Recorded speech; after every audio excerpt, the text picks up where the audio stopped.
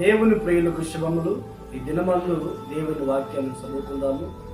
సామెతల పుస్తకము 23వ అధ్యాయము 18వ వాక్యాన్ని మనం చదువుకున్నప్పుడు, నిశ్చయముగా ముందుగతి రానే వచ్చును, నీ ఆశ భంగము కానేది.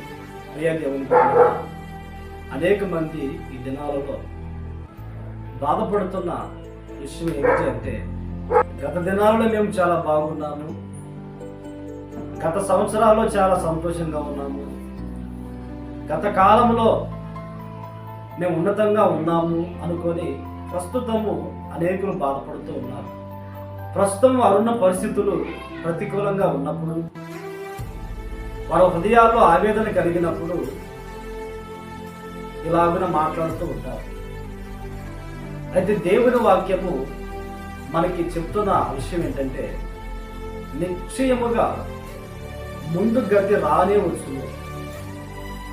ముందు గతి అంటే గడిచిన దినాలు, గడిచిన సంవత్సరాలు మనం ఎలాగున సంతోషంగా ఆనందంగా ఉన్నామో, కుటుంబాల్లో చాలా సంతోషంగా ఆనందంగా గడిపిన వారు ఉన్నారు. ఉద్యోగం చేస్తూ ఉన్నతమైన స్థానంలో బ్రతికిన వారు ఉన్నారు.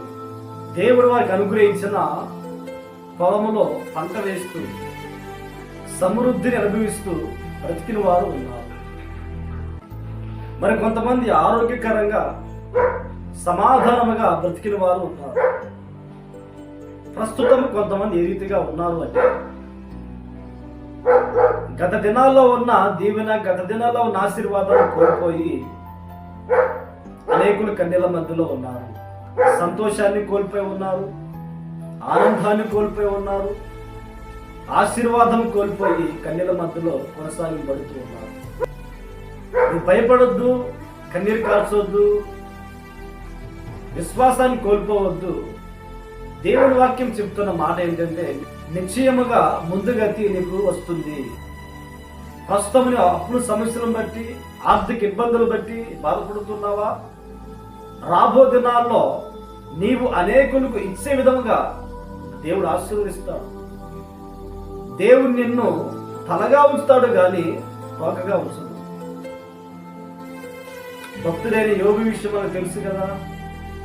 ప్రారంభంలో యోబు ఆ దేశంలోనే ఐశ్వర్యవంతుడు, ఊజు దేశంలోనే ఆస్తి కలిగిన వ్యక్తి యోబు. దేవుడు యోబును కొన్ని పరీక్షల్లోకి నడిపించినప్పుడు కోల్పోయి ఉన్నాడు. కానీ తాను ముందు ఏ రీతిగా బ్రతికాడో రెట్టింపు రెండంతల ఆశీర్వాదాన్ని యోబుకు దేవుడు దయచేసి ఉన్నాడు.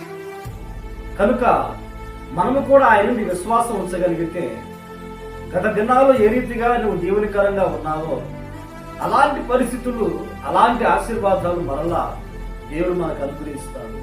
ప్రార్థన. పరిశుద్ధుడా, ప్రేమాస్వరూపి, స్తోత్రాలైనా ఈ దినమందు ఈ మాటలు విని ప్రార్థనకి ముగించిన వారు, గత దినాలలో వారు ఏ రీతిగా దీవెనకరంగా ఉన్నారో, ప్రస్తుతము ఆ ఆశీర్వాదాలు కోల్పోయి దుఃఖంలో ఉన్నారేమో, మీరు మరలా ప్రభు అనుగ్రహించబోతున్నారు కనుక స్తోత్రాలైనా మేము విశ్వాసం ఇచ్చి దీవెనలు పొందుకోవడానికి సహాయం అనుగ్రహించండి. ప్రతి దినము ఈ మాటలు విని ఆత్మీయంగా బలపరచబడుతున్న ప్రతి వారిని ఆశీర్వదించి మహిమను పొందమని యేసు పేరట ప్రార్థించి అడిగి పొంది ఉన్నాము తండ్రి. ఆమేన్, ఆమేన్. దేవుడు మిమ్మును ఆశీర్వదించును గాక.